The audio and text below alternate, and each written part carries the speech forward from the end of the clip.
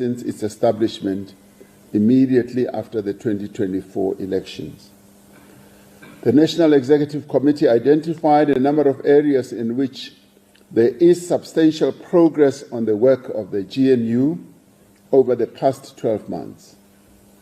Within Parliament, the ANC has adapted to the complexity of operating in the new political landscape where it no longer holds a majority.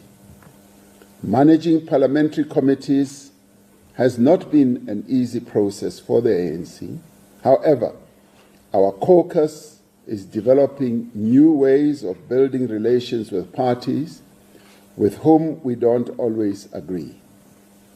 The budget process has taught us many lessons, including being able to build tactical and issue-based voting alliances with other parties. We welcome the cooperation on the budget, including with parties that are not part of the Government of National Unity. This cooperation is a real demonstration of acting in the interests of the people of South Africa, and we are grateful to all those parties that cooperated with us to have the budget passed. The overall picture is that despite all the noise, through the GNU, we've been able to safeguard the core progressive policy agenda of the National Democratic Revolution, which is the core pillar of ANC policies.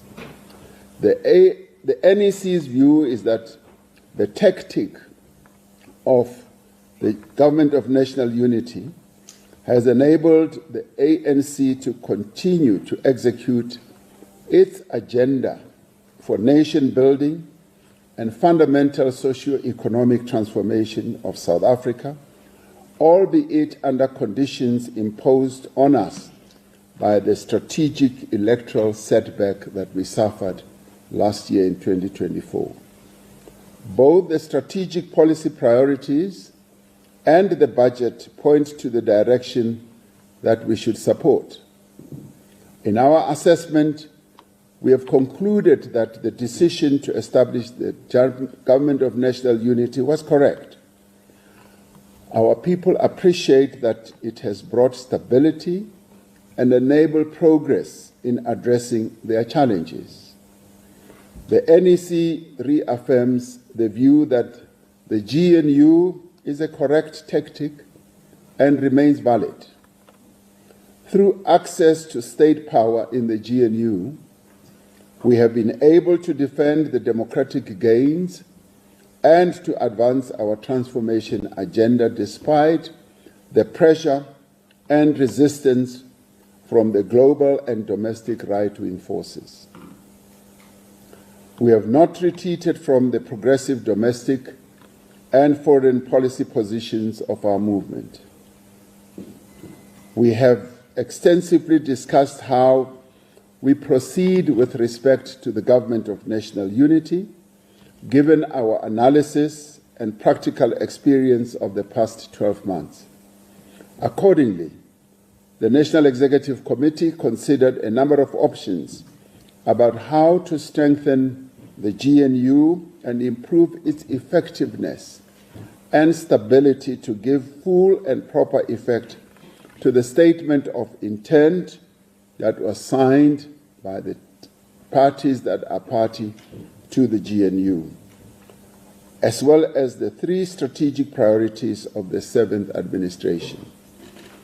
As part of this, we have agreed to engage with parties that are willing to play a constructive role in furthering national unity and stability so we can achieve our 3 strategic priorities, namely, driving inclusive growth and job creation, reducing poverty and tackling the high cost of living, and building a capable developmental state. In line with the statement of intent, we will first begin our engagements with the parties currently who are part of the GNU with regard to seeing the extent to which we can expand and advance the GNU with other parties that